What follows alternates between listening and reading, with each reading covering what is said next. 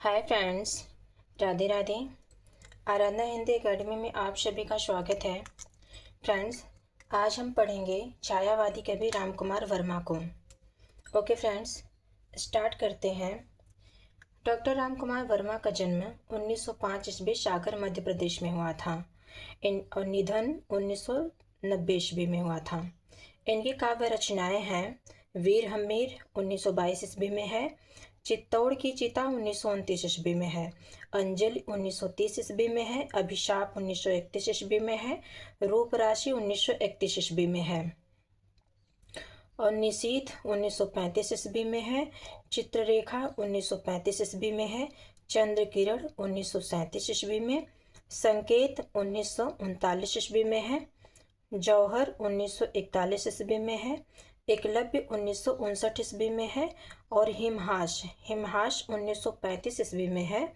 हिमहास में गद्य गीतों का संकलन है। अगले कवि देखेंगे मोहनलाल महतो वियोगी।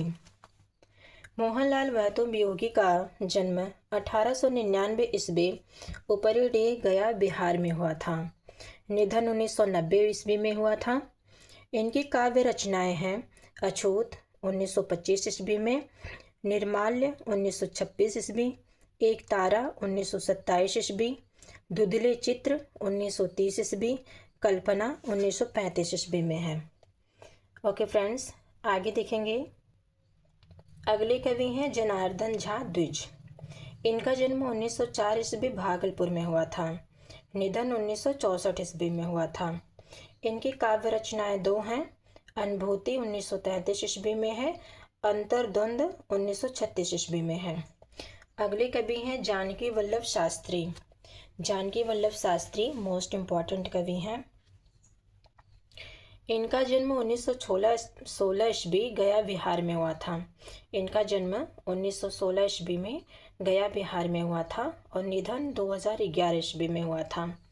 इनकी काव्य रचनाएं हैं काकली 1935 ईस्वी, रूप अरूप 1936 ईस्वी में, गाथा 1942 ईस्वी में है, तीर तरंग 1944 ईस्वी में है, शिप्रा 1945 ईस्वी, मेघगीत 1950 ईस्वी में है, पाषाढ़ी 1958 ईस्वी में है और उत्पल दल 1967 ईस्वी में है, एक किरण 100 झाइयाँ 1968 ईस्वी में है, तमसा 1968 ईस्वी में है।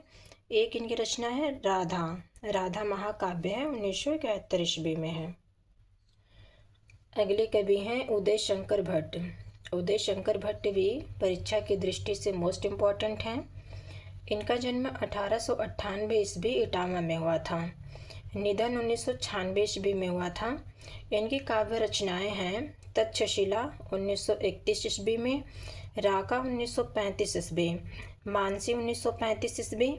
मानसी जो है 1927 में राम नरेश त्रिपाठी की भी एक रचना है।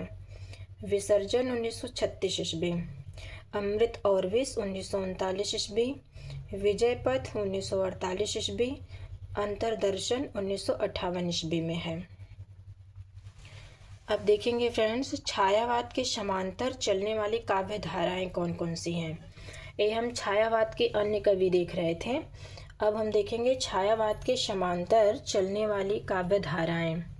व्यक्ति चेतना प्रधान काव्य धारा है जिसे हालावाद कहते हैं, और राष्ट्रीय सांस्कृतिक काव्य धारा, समष्टि प्रधान या सामाजिक काव्य धारा। तो पहले देखेंगे व्यक्ति चेतना प्रधान काव्य धारा या हालावाद। इसका समय सीमा है 1933 ईस्वी से 1936 ईस्वी तक। हालावाद का समय क्या है? 1933 से 1936 ईस्वी तक। इनकी परिभाषा है छायावाद के समांतर जिन कवियों ने निजी अनुभूति के आधार पर प्रेम, मस्ती एवं अहम से संबंधित काव्य लिखा, उनके द्वारा रचित काव्य व्यक्ति चेतना प्रधान काव्य या हालावाद के नाम से जाना जाता है। हालावाद शब्द के प्रथम प्रयोक्ता नंद दुलारे वाजपेयी हैं। हालावाद शब्द के प्रथम प्रयोक्ता कौन है? नंद दुलारे वाजपेयी। हालावाद के प्रवर्तक कौन है? हरिवंश राय बच्चन। मोस्ट इम्पॉर्टेंट है, हालावाद शब्द के प्रवर्तक पूछे तो नंद दुलारे वाजपेयी बताना है और हालावाद के प्रवर्तक पूछे तो हरिवंश राय बच्चन जी हैं। हिंदी में हालावादी काव्यधारा का प्रवर्तन फारसी साहित्य के प्रभाव स्वरूप हुआ। हिंदी में हालावादी काव्यधारा का प्रवर्तन किसके स्वरूप हुआ? फारसी साहित्य के प्रभाव स्वरूप हुआ। हालावाद को विभिन्न विद्वानों द्वारा दिए गए नाम। हालावाद को स्वच्छंदतावादी काव्य किसने कहा? आचार्य रामचंद्र शुक्ल ने। हालावाद को हालावाद किसने कहा? नंद दुलारी वाजपेयी। हालावाद को व्यक्तिवादी गीत कविता किसने कहा? डॉक्टर नगेंद्र ने। हालावाद को रोमांसवाद किसने कहा? गुलाब राय ने। हालावाद को व्यक्ति चेतना प्रधान काव्य किसने कहा? तो डॉक्टर गणपत चंद्र गुप्त ने और हरिवंश राय बच्चन ने कहा। हालावाद के रचनाकारों का आरोही काला अनुक्रम देख लेते हैं कि हालावाद के रचनाकार कौन कौन हैं। वेरी मोस्ट इम्पॉर्टेंट है, यहाँ से क्वेश्चन बनता है। तो हालावाद के कवि हैं भगवती चरण वर्मा। इनका समय है 1903 से 1981 ईस्वी। हरिवंश राय बच्चन 1907 से 2003 ईस्वी। हरे कृष्ण प्रेमी 1908 से 1974 ईस्वी। गोपाल सिंह नेपाली 1913 से 1963 ईस्वी। नरेंद्र शर्मा 1913 से 1991 ईस्वी। रामेश्वर शुक्ल अंचल 1915 से 1996 ईस्वी। जानकी वल्लभ शास्त्री 1916 से 2011 ईस्वी। शंभुनाथ सिंह 1917 से 1994 ईस्वी। तो ये हालावाद के कवि हैं। आगे देखेंगे फ्रेंड्स, भगवती चरण वर्मा। भगवती चरण वर्मा हालावादी कवि हैं। इनका जन्म 1903 ईस्वी शफीपुर उन्नाव उत्तर प्रदेश में हुआ था। निधन 1918 ईस्वी में हुआ था। इनकी काव्य रचनाएं हैं मधुकड़ 1932 ईस्वी में, प्रेम संगीत 1937 ईस्वी में, मानव 1940 ईस्वी, रंगों से मोह 1962 ईस्वी में है। रंगों से मोह 1962 ईस्वी। इनके विशेष तथ्य क्या क्या हैं? भगवती चरण वर्मा ऐसे कवि हैं जिन्होंने छायावाद के भीतर रहकर छायावाद का विरोध किया। मोस्ट इम्पॉर्टेंट लाइन है, भगवती चरण वर्मा ऐसे कवि हैं जिन्होंने छायावाद के भीतर रहकर छायावाद का ही विरोध किया। विश्वंभर नाथ मानव ने इन्हें नियतिवादी कवि कहा है। विश्वंभर नाथ मानव ने हालावाद को क्या कहा है? नियतिवादी कवि कहा है। आचार्य हजारी प्रसाद द्विवेदी ने इन्हें मौज एवं मस्ती का कवि कहा है। हजारी प्रसाद द्विवेदी ने मौज एवं मस्ती का कवि किसे कहा है? तो भगवती चरण वर्मा को कहा है। और विश्वंभर नाथ मानव ने भगवती चरण वर्मा को नियतिवादी कवि कहा है। इनकी आरंभिक कविताएं प्रताप नामक पत्र में प्रकाशित होती थीं। भगवती चरण वर्मा की जो आरंभिक कविताएं हैं वो प्रताप नामक पत्र में प्रकाशित होती थी। सविनय और एक नाराज कविता इनकी लंबी कविता है। रंगों से मोह रचना से स्वच्छंदतावाद से यथार्थवाद की ओर उन्मुख दिखाई देते हैं। भगवती चरण वर्मा की चर्चित पंक्तियां हैं, हम दीवानों को क्या हंसती है आज यहाँ कल वहाँ। ये भगवती चरण वर्मा की पंक्ति हैं। हालावाद के अगले कवि हैं हरिवंश राय बच्चन। परीक्षा की दृष्टि से मोस्ट इम्पॉर्टेंट हैं। तो हरिवंश राय बच्चन का जन्म 27 नवंबर 1907 ईस्वी प्रयागराज में हुआ था। निधन 2013 ईस्वी में मुंबई में हुआ था। इनके उपनाम है हालावाद का जनक। हालावाद का जनक, हिंदी का वायरन, प्रबंध शिरोमणि, क्षय रोमांच का कवि। क्षय रोमांच का कवि कौन है? हरिवंश राय बच्चन। आत्मा अनुभूति का कवि। इनकी काव्य रचनाएं हैं। इनकी रचनाएं बहुत ज़्यादा हैं फ्रेंड्स और वेरी मोस्ट इम्पॉर्टेंट रचनाएं हैं। तेरा हार 1932 ईस्वी में है। मधुशाला 1935 ईस्वी में है। मधुबाला 1936 ईस्वी। मधुकलश 1937 ईस्वी। निशा निमंत्रण 1938 ईस्वी। मोस्ट इम्पॉर्टेंट है। एकांत संगीत 1939 ईस्वी। आकुल अंतर 1943 ईस्वी। शतरंगड़ी 1945 ईस्वी।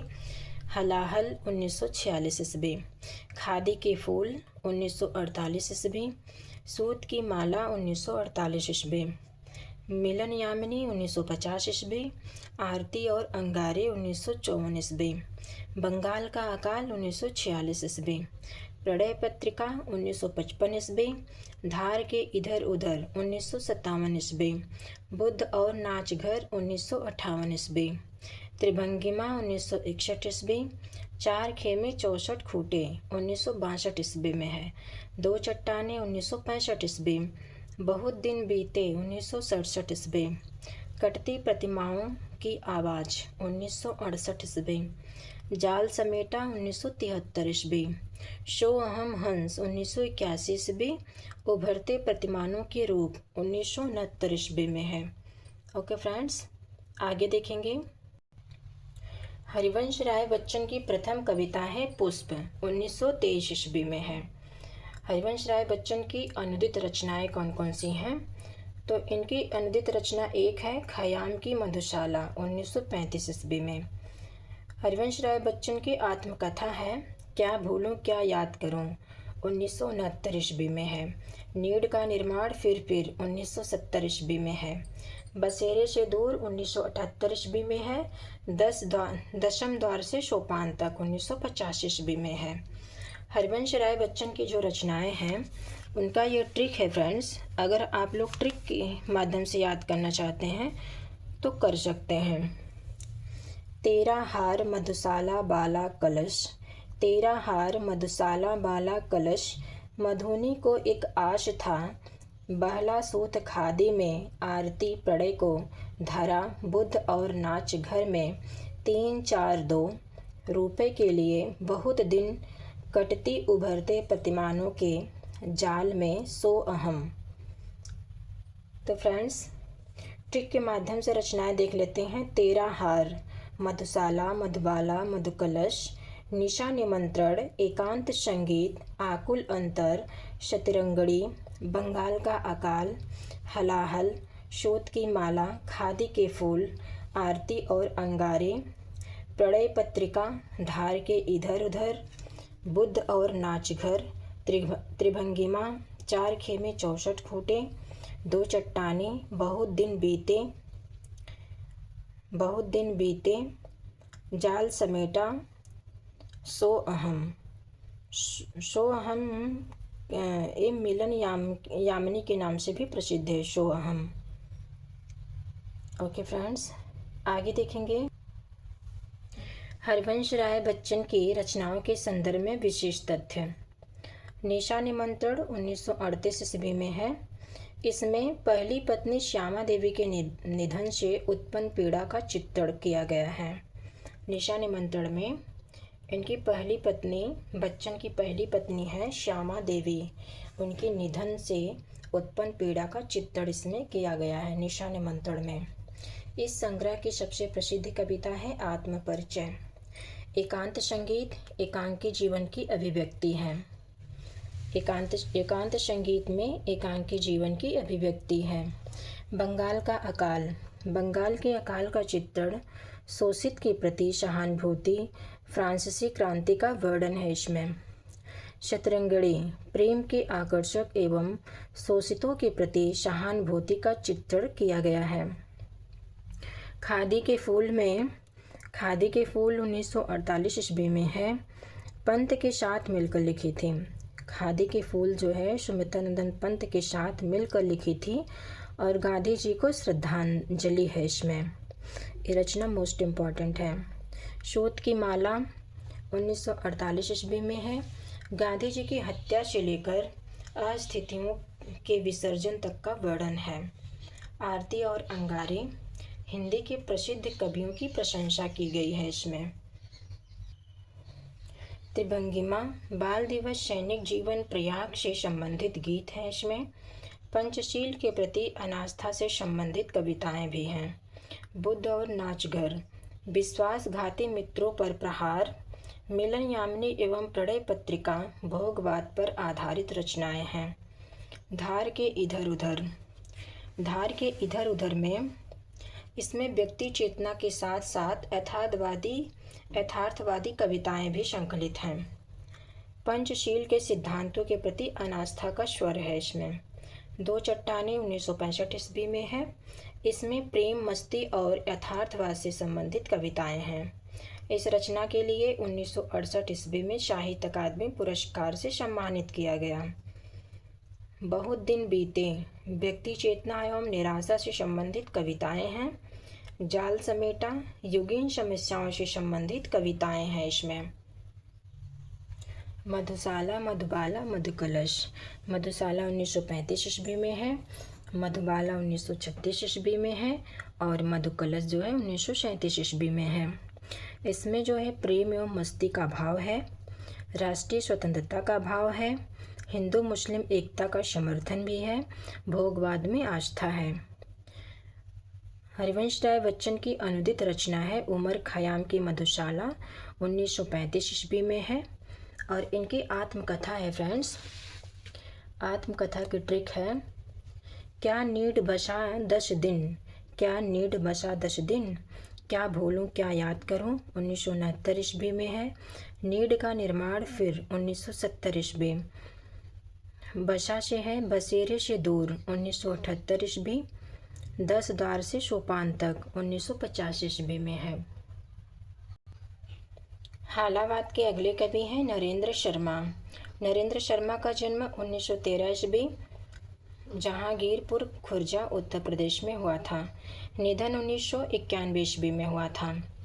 इनकी रचनाएं हैं प्रभात फेरी 1938 ईस्वी में, प्रवासी के गीत 1938 ईस्वी में, पलाश वन 1939 ईस्वी में है, मिट्टी और फूल 1942 ईस्वी में है, मोस्ट इम्पॉर्टेंट है, कामिनी 1942 ईस्वी में है, हंसमाला 1946 ईस्वी में है, रक्त चंदन 1949 ईस्वी में है,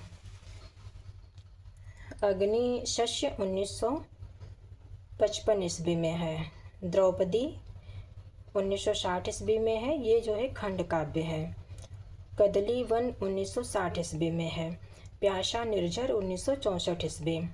इनकी अन्य रचनाएं हैं उत्तर जय, अग्निशस्त्र, कर्णफूल, सूलफूल। ओके फ्रेंड्स, आगे देखेंगे हंस कुमार तिवारी। हंस कुमार तिवारी जो हैं हालावादी कवि हैं। इनका जन्म 1918 ईस्वी मानभूमि बंगाल में हुआ था। निधन 1980 ईस्वी में हुआ था। इनकी रचनाएं हैं कला 1938 ईस्वी में, रिमझिम 1948 ईस्वी में, मकड़ी मर गई 1948 ईस्वी में, अनादर 1949 ईस्वी में है। इन्होंने बिजली और किशोर नामक 2 पत्रों का संपादन किया। हंस कुमार तिवारी ने बिजली और किशोर नामक 2 पत्रों का संपादन किया है। हालावाद के अगले कवि हैं गोपाल सिंह छेम। इनका जन्म 1922 ईस्वी जौनपुर में हुआ था। निधन 2011 ईस्वी में हुआ था। इनकी रचनाएं हैं जीवन तरी 1953 में है, नीलम ज्योति और संघर्ष 1955 में है, रूप गंगा, गीत गंगा, नीलम तरी, ज्योति तरी, ये इनकी रचनाएं हैं। हालावाद के अगले कवि हैं गोपाल सिंह नेपाली। ये भी मोस्ट इम्पॉर्टेंट हैं। इनका जन्म 1913 ईस्वी बेतिया, चंपारण, बिहार में हुआ था। निधन 1963 ईस्वी में हुआ था। इनकी मुख्य रचनाएं हैं उमंग 1934 ईस्वी में है, पक्षी 1934 ईस्वी में, रागिनी 1935 में है, पंचमी 1943 में है। इनकी अन्य रचनाएं हैं रिमझिम, नवीन, कल्पना, आंचल, हमारी राष्ट्रवाणी। कोई मोस्ट इम्पॉर्टेंट नहीं है फ्रेंड्स, लेकिन एक बार देख लेते हैं। इन्होंने सुधा और रतलाम टाइम्स का संपादन किया। आरसी प्रसाद सिंह का जन्म 1911 ईस्वी एरौत, समस्तीपुर, बिहार में हुआ था।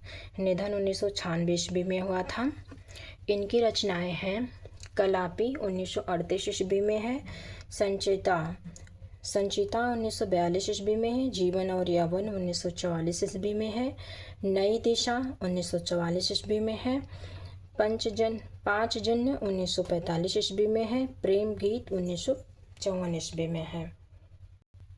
हालावाद के अगले कवि हैं रामेश्वर शुक्ल अंचल। इनका जन्म 1915 ईस्वी किशनपुर फतेहपुर उत्तर प्रदेश में हुआ था। निधन 1996 ईस्वी में हुआ था। इनकी रचनाएं हैं मधुलिका 1938 ईस्वी में, अपराजिता 1939 ईस्वी में, किरण बेला 1941 ईस्वी, करील 1942 ईस्वी में है, लाल चूनर 1944 ईस्वी में है, वर्षांत के बादल 1954 ईस्वी में है, विराम चिन्ह 1957 ईस्वी में है, और विराम चिन्ह जो है रामविलास शर्मा का निबंध भी है। लाल चूनर इनकी मोस्ट इम्पॉर्टेंट है। और एक रचना है सीलजयी 1976 ईस्वी में है। फ्रेंड्स, कालजयी किसकी रचना है आप लोग कमेंट के माध्यम से ज़रूर बताना। इनके विशेष तथ्य हैं, अंचल जी मूलतः प्रेम और रोमांच के कवि हैं। ये हिंदी में मांशलवाद के प्रवर्तक हैं। हिंदी में मांशलवाद के प्रवर्तक कौन है? रामेश्वर शुक्ल अंचल। इनकी आरंभिक रचनाएं हालावाद में आती हैं। इनकी आरंभिक रचनाएं जो हैं हालावाद में आती हैं, और बाद की कविताएं यथार्थवाद या प्रकृतिवाद से संबंधित हैं। तो फ्रेंड्स, आज के लिए इतना ही। अब हम नेक्स्ट वीडियो में देखेंगे राष्ट्रीय सांस्कृतिक चेतना प्रधान काव्यधारा की कवि को।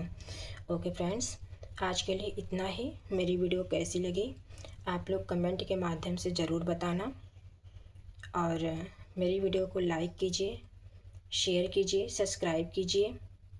फ्रेंड्स, आप लोग बहुत अच्छे अच्छे कमेंट करते हैं, अच्छा लगता है। आप लोग अपना प्यार ऐसे ही बनाए रखिए। Okay friends, Radhe Radhe.